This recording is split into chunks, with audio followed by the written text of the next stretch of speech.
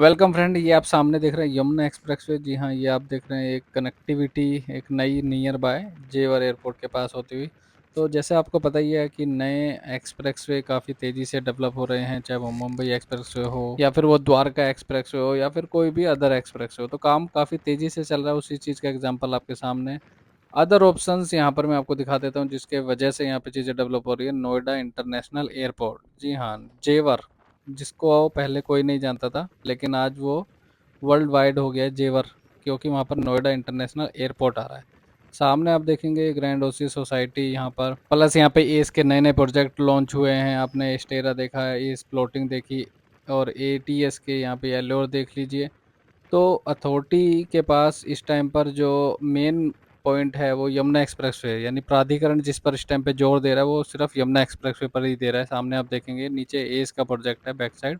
अब आ गए हम नोएडा एक्सप्रेसवे पे। जी हाँ, सामने आप देख रहे हैं मेट्रो, देन ये नोएडा एक्सप्रेसवे, और ये दिल्ली की साइड जाता हुआ। तो परी चौक से दिल्ली और काफ़ी सारे एक्सप्रेसवे के नज़दीक होने से यहाँ की पॉपुलैरिटी बढ़ती जा रही है। बट दूसरी तरफ सेक्टर 150, जहाँ पर अभी प्राधिकरण को कई हज़ार करोड़ का जो नुकसान हुआ है, 2021 में सीएजी की रिपोर्ट में सामने आया था, अप्रॉक्स 30,000 करोड़ का लॉस है प्राधिकरण को।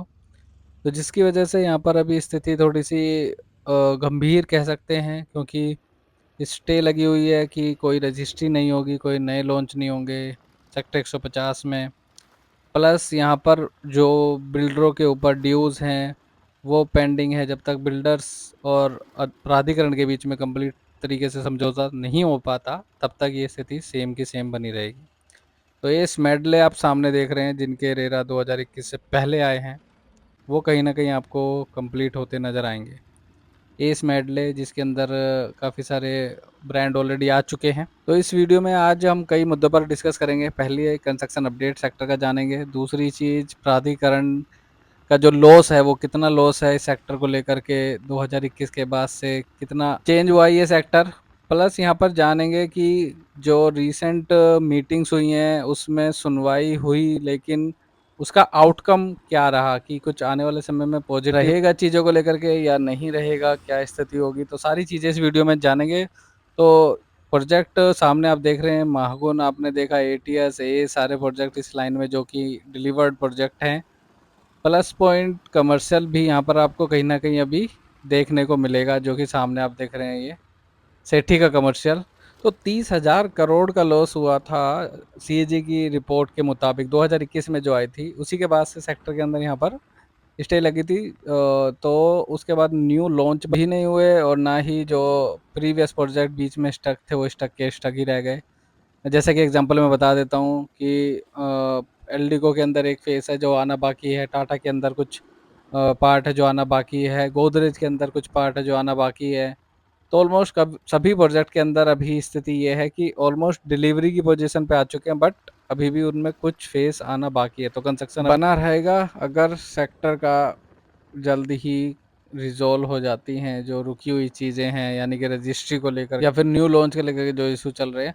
तो सामने गोदरेज पाम रिट्रीट, इसके अंदर भी एक फेस आना भी बाकी है। तो ये मेन चौक है, यहाँ पर just opposite side S Parkway सामने आप देख रहे हैं, ready to move project. S Parkway के नाम से काफ़ी अच्छा project. Just opposite side Godrej Palm Retreat सामने आप देख रहे हैं। ये Godrej Palm Retreat low rise plus high rise का कॉम्बिनेशन है। जैसे आप देख रहे हैं लो राइज ही सामने, जो कि ग्राउंड प्लस 6 की हाइट है। जस्ट इसके अंदर एक आइकॉनिक टावर है, जो कि आप ये सामने देख रहे हैं कंस्ट्रक्शन होता हुआ, और जस्ट साइड में समृद्धि लग्जूरिया आ जाता है वेन्यू। जी हाँ, आप सामने देख रहे हैं फेज 2 का पार्ट, जो कि ready to move society Samriddhi लग्जूरिया।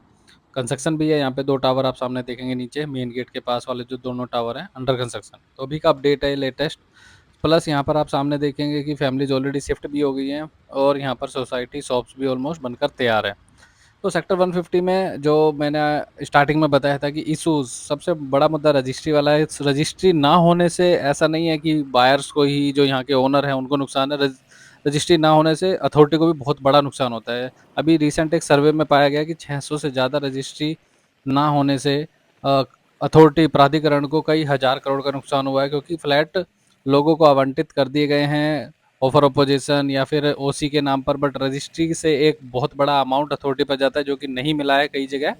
तो रजिस्ट्री का कंसर्न दोनों साइड से बराबर रहता है। तो प्राधिकरण और बिल्डरों के बीच में काफ़ी समय से जो मीटिंगें चल रही हैं उसके ऊपर आउटकम पॉजिटिव कभी अभी तक नहीं दिखा है कि कब आएगा। हर बार कहीं ना कहीं एक टाइमलाइन और एक डेडलाइन दे दी जाती है, बट सोल्यूशन नहीं निकला है, क्योंकि काफ़ी ज़्यादा ड्यू है। जैसे मैंने बताया कि कहीं ना कहीं 30,000 करोड़ रुपए के आसपास का यहाँ पर इशू निकला था 2021 में सीएजी की रिपोर्ट में। तो अब हम आ गए हैं ये सेक्टर के बी पार्ट SC02।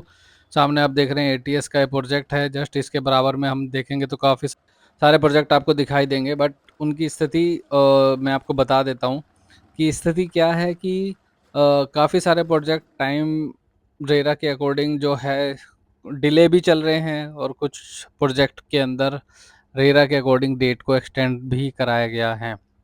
तो ये सामने आप देख रहे हैं एटीएस, एल्डिको, टाटा और प्रतीक कैनरी, गोदरेज के प्रोजेक्ट हैं। ये नीचे गोल्फ स्पोर्ट सिटी के नाम से जाना जाता है सेक्टर। तो स्पोर्ट सिटी कई मुद्दे की वजह से यहाँ पर रोक लगी थी, क्योंकि जो चीज़ें पाई जानी चाहिए थी वो नहीं पाई गई थी सीएजी रिपोर्ट में।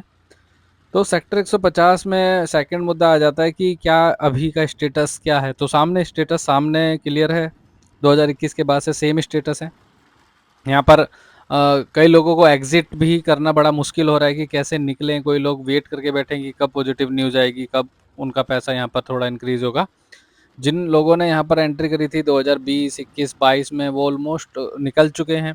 अब वही यहाँ पर ऑलमोस्ट बैठे हैं जो कि रिसेंट जिन्होंने 2022-23 में परचेज किया है, क्योंकि उन्होंने काफ़ी एक बिल्डर उन्हें हाइप बना देते हैं कभी भी कोई भी प्रोजेक्ट लॉन्च करते हैं। तो या फिर जैसे आपने पीछे सुना हो कि काफ़ी सारी न्यूज़ आई थी कि बिरला ने लैंड ली है, तो उस पर कार्रवाई चल रही है, उस पर डिस्कशन चल रहा है। तो काफ़ी सारी चीज़ें होती हैं, तो उससे लोगों को लगता है कि कहीं ना कहीं प्लस है, बट जब तक प्राधिकरण की साइड से कुछ चीज़ें क्लियर नहीं होती तो उसको आपको एक ओपन पॉइंट की तरह समझना होगा, ताकि जब तक स्थिति रिजोल्व नहीं हो जाती तो स्थिति इस तरह की ही बनी रहेगी। तो यहाँ पर मैं आपको बता देता हूँ कि लोग एग्जिट भी कर रहे हैं, काफ़ी कम रेट में भी निकल रहे हैं, क्योंकि अभी अंडर कंस्ट्रक्शन है और कई जगह ब्रिक कंस्ट्रक्शन है। सेकंड यहाँ पर अभी जो रेरा है वो अप्रूव नहीं हो रहे हैं, तो स्थिति इसी तरीके की बनी रहेगी अगर इन केस कुछ नहीं आता तो।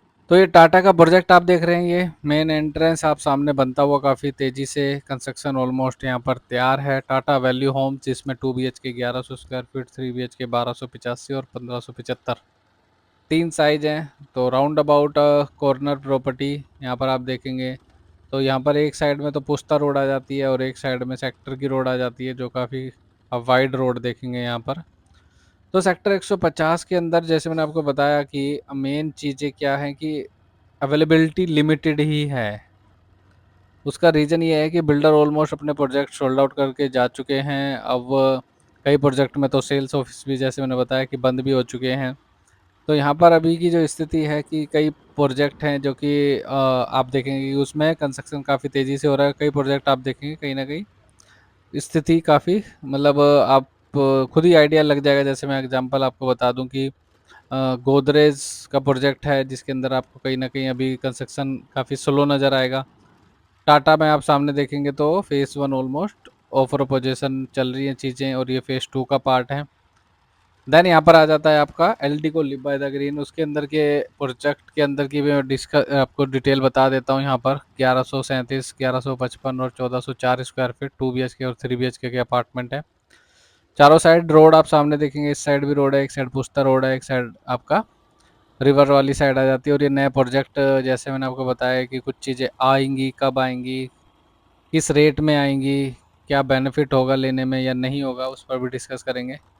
प्लस यहाँ पर आप देखेंगे कि एटीएस का प्रोजेक्ट काफ़ी तेज़ी से काम चल रहा है। एटीएस पायस हाईवे आप देखेंगे, ब्लू कलर का बोर्ड है। ये काफ़ी बड़ी लैंड पैच है जो कि कहीं ना कहीं एलडीको के सामने और एटीएस के इस साइड पर आती है। तो कुछ न्यू लॉन्च आएंगे जिसकी वजह से कई एग्जिस्टिंग प्रोजेक्ट पे इम्पैक्ट भी पड़ सकता है। तो ऑलमोस्ट रीसेल में ही चीज़ें अवेलेबल हैं। तो रीसेल में यहाँ पर आप देखते हैं तो कई 3 BHK के ऑप्शन लोग 8 से 8,500 के बीच में भी यहाँ पे चीज़ें लोग निकाल रहे हैं, क्योंकि लोगों को निकलना यहाँ पर काफ़ी मुश्किल भी हो रहा है। कई लोग बैठे हैं कि रेट इंक्रीज होगा। जैसे मैंने आपको बताया कि रजिस्ट्री जब खुलेगी तो कुछ ना कुछ प्लस पॉइंट तो होगा, वो कब खुलेगी उसका अपडेट डेफिनेटली मैं अपने चैनल पर जल्दी अपडेट करूँगा। ये एटीएस का पास हाईवे पीछे और ऑर्चिड ये सामने आप देख रहे हैं। तो यहाँ पर आपको मेन पॉइंट ये है कि अभी आप रह सकते हैं इस एरिया में, तो आपकी सामने स्थिति है। सेकंड ये है कि कंस्ट्रक्शन तो चलता रहेगा सेक्टर के अंदर, जो अभी के फेस हैं, जब तक ये कंस्ट्रक्शन क्वालिटी रहेगी। रोड वगैरह आप सामने देख ही रहे हैं। एटीएस का माइवन कंस्ट्रक्शन का प्रोजेक्ट है ये। एटीएस ऑर्चिड 2350 और 3200 स्क्वायर फीट के दो साइज के फ्लैट है इसके अंदर। प्लस पीछे आप देखेंगे तो यहाँ पर एटीएस पायस, जिसके अंदर 1400, 1625, 1635 तीन साइज हैं। देन इसी के जस्ट बराबर में आपको यहाँ से आइडिया दिखा दूँ। पहले तो ये एटीएस का प्रोजेक्ट है, इसके जस्ट आगे आप देखेंगे तो गोदरेज का प्रोजेक्ट है। तो गोदरेज के प्रोजेक्ट के अंदर अभी कंस्ट्रक्शन आप सामने देख रहे हैं। रेरा की डेट जैसे उन्होंने बताया कि सितंबर 2024 थी, जो कि एक्सटेंड हो गई है। रेरा की वेबसाइट पे जाके आप चेक कर सकते हैं गोदरेज नेक्स्ट फेज 1 की कंस्ट्रक्शन अपडेट सामने आप देख रहे हैं गोदरेज का। इसके अंदर आप मैंने आपको बताया था कि स्टार्टिंग में कि नए लॉन्च का पार्ट यानी नए फेस, यहाँ पर एक फेस आना बाकी है गोदरेज नर्चर के अंदर। तो गोदरेज नए स्टोर नर्चर आपने देखा यहाँ पर। और साथ में आपको एक आइडिया और दे देता हूँ मैं कि एग्जिट अगर यहाँ पर आपको निकलना है, किसी नए लॉन्च में जाना है, तो नए लॉन्च यहाँ पर प्रेस्टीज अभी मार्केट में इस टाइम ट्रेंड कर रहा है। एस का प्रोजेक्ट ट्रेंड कर रहा है, जो कि काफ़ी लोगों के अच्छे रिस्पॉन्स आए हैं। रेट ऑलमोस्ट 10 और 11 हज़ार के बीच में बीएसपी है। तो अगर आप इंटरेस्टेड हैं एक ऐसी जगह पर लेने का जहाँ पे रजिस्ट्री वाला कंसर्न नहीं है, या फिर आपको एक माइवन कंस्ट्रक्शन और एक सेमी फर्निश अपार्टमेंट चाहिए, तो वो कहीं ना कहीं 10 से 11 यानी कि आपको रेट ऑलमोस्ट 10 हज़ार का मिल जाता है, क्योंकि उसके अंदर सेमी फर्निश करके दे रहे हैं। यानी कि आपको एसी और kitchen modular Italian marble plus point आपको वार्डरोब काफ़ी सारी चीज़ें हो जाती है। तो वो कहीं ना कहीं आपको आइडिया मिल जाएगा कि बीएसपी आपको 10,000 ही मिल रही है। तो सेकंड प्लॉट भी आ रहे हैं एक्सप्रेसवे पर, यमुना एक्सप्रेसवे पर एस की। जैसे आपको मैंने लास्ट वीडियो में बताया था कि एस की टाउनशिप है प्लॉट की, तो वो भी रेट आ चुका है। अगर आप एस के प्रोजेक्ट में प्लॉट लेना चाहते हैं, थोड़ा अल्ट्रा लग्जरी है, तो रेट भी उसी हिसाब से है। बट प्लॉट में अगर आप इंटरेस्टेड है, टाउनशिप गोर की भी आपने सोसाइटी देखी होगी जो एक्सप्रेसवे पे है, उसी टाइप से आएगी एस की भी। तो मैं गोर की वीडियो जल्दी डालूंगा अपने चैनल पे, तो उससे आपको आइडिया मिल जाएगा तो किस तरीके की बनेगी एस की सोसाइटी। ऑलमोस्ट 70 एकड़ की लैंड पैच है। और साथ में प्रेस्टीज में अगर आपको जाना है, यानी आपको अगर किसी नए लॉन्च में जाना है, तो प्रेस्टीज एक अच्छा ऑप्शन है। साउथ का बिल्डर है, कंस्ट्रक्शन उसकी एलएनटी करता है, तो कंस्ट्रक्शन में तो नो डाउट।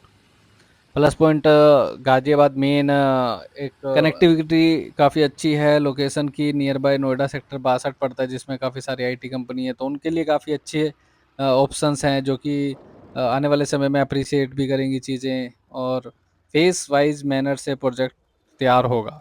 तो अगर आप प्रेस्टीज में या फिर एस में या फिर एक पूर्वांचल का भी प्रोजेक्ट आ रहा है रेजिडेंशियल यमुना एक्सप्रेसवे पर, अपार्ट फ्रॉम दैट अगर आप कमर्शियल में एंट्री करना चाहते हैं, कमर्शियल में इन्वेस्ट करना चाहते हैं, या फिर आप रेडी टू मूव लेना चाहते हैं, तो सारे ऑप्शन ऑलमोस्ट अवेलेबल हैं। और एग्जिट करना है सेक्टर से, लिमिटेड टाइम है, तो भी कॉल कर सकते हैं, तो भी हम आपकी हेल्प करते हैं सेल परचेज के लिए। और एटीएस सामने आप देख रहे हैं यहाँ पर एटीएस का प्रोजेक्ट, यहाँ पर फेज़ 2 है बट आया नहीं है। फेज़ 2 का पार्ट था ये जो बोर्ड लगे हुए हैं। इसके बैक साइड आप देखेंगे द रेजिडेंट टावर के नाम से प्रोजेक्ट आप देखेंगे। कंस्ट्रक्शन क्वालिटी अब पीछे आपने देखी होगी काफ़ी स्लो है, तो काफ़ी आपको देखेंगे तो तेज़ी से काम नज़र यहाँ पर होता हुआ नज़र आएगा था रेजिडेंट टावर। एटीएस के मैं विला आपको दिखा देता हूँ, करोड़ों रुपए के विला सामने हैं। आपने लास्ट वीडियो में भी देखे होंगे, इसी तरीके से हर बार नज़र आते हैं। तो सेक्टर 150 के अंदर अभी जो मेरे पास डील है, तो डील की मैं बात कर लेता हूँ। तो मेरे पास अभी एलडी को में 2 BHK के ऑप्शंस हैं, 3 BHK के ऑप्शंस हैं। टाटा में भी मेरे पास कुछ ऑप्शंस हैं, लिमिटेड ऑप्शन है। बट जो कंस्ट्रक्शन क्वालिटी है वो मैं बता दूं एक बार, वो ब्रिक है। कई बार लोगों का क्वेश्चन आता है कि माइवन है, नहीं माइवन नहीं है, ब्रिक क्वालिटी है कंस्ट्रक्शन क्वालिटी। और फेस वाइज है, फेस 1, फेस 2, फेस 3, तो डिपेंडिंग कि आपको रिक्वायरमेंट क्या है, आपको जल्दी शिफ्ट होना है या टाइम है, आपका बजट क्या है, किस बजट में आप देख रहे हैं, आपके मतलब की चीज़ है या नहीं है, सारी चीज़ों को हम गाइड करके अच्छी तरीके से आपको प्रोवाइड करते हैं डिटेल। तो रेट काफ़ी जेन्युइन है, जैसे मैंने आपको बताया कि 9 और 10 हज़ार रुपये के बीच में कहीं ना कहीं रेट चल रहे हैं। तो कॉल कर सकते हैं दिए गए नंबर पे। Thank you.